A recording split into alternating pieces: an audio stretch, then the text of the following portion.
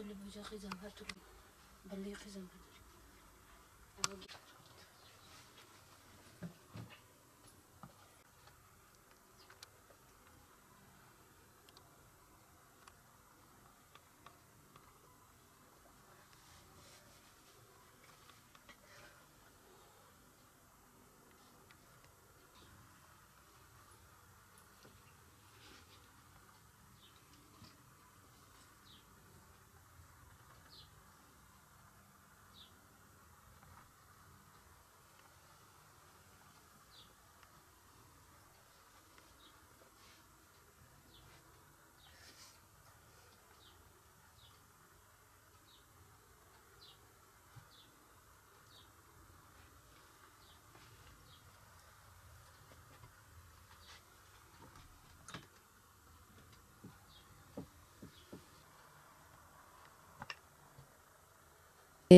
Beş çocuğum var. Beş çocuğum da öğrencidir. Evde engelli hastam var. Eşiniz Evet, engelli ne hasta. hastasıdır? Kalp Nasıl hastası. Kalp hastasıdır 3-4 senedir. 3 ay önce bypass ameliyatı oldu. 3 tane damarı değişti. Evet, hasta. Evde çalışan yok. Ben işte ara ara iş bulduğumda geçici olarak işlerde çalışıyorum ama şu anda işsizim, çalışmıyorum. Evimiz çatısı çok kötü durumda. Benim çocuklarım yağmur yağdığında özellikle benim küçük oğlum gerçekten o gün yağmur yağdığında sabaha kadar korkudan uyumadı. Yani evin gerçekten çökme tehlikesi var.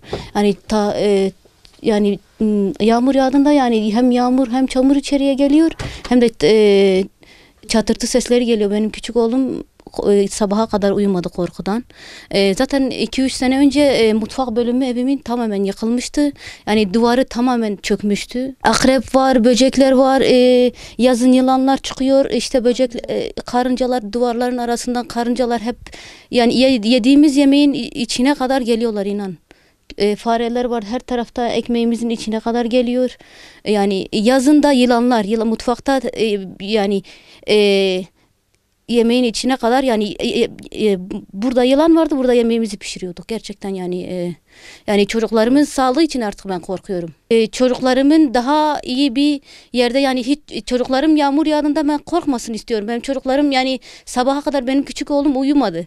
Yağmur yağdığında anne diyor benim ev üstümüze çökmesin. Yani o çocuk o psikolojiyle yani sabaha kadar uyumadı. Ben yetkililere sesleniyorum, Cumhurbaşkanımıza ben sesleniyorum.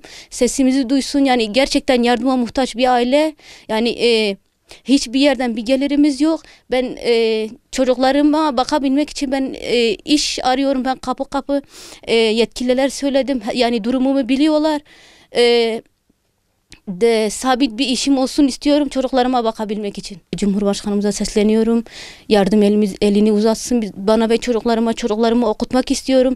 Benim çocuklarım okumak istiyor. Ders çalışacak yerleri yok.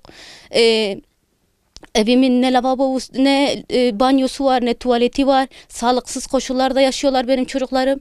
Benim demek istediğim çocuklarım yani gelip durumumuzu görsünler. Yani çocuklarım mikrop kapıyor. Benim küçük oğlum bir hafta boyunca ben hastaneye götürdüm getirdim. Öbür 2 tane çocuğum bugün 2 defa hastaneye gitmişler. Yani sağlıksız koşullarda benim çocuklarım yaşıyor.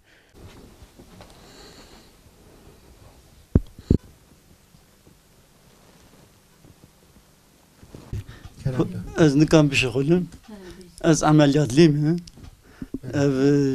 انا خوشقلب عملیات کریه ما چارایی پیشاوی مل آنجو 2 سال بریم جی مخ آنجو کریه نکام ایش بکن و خودم فقیریم جنیک جین فقیری اوی کار کوی بشغله بین سلکه مهنم هر دوم حفت حبن درما من نمساعدتم نکام بشغله.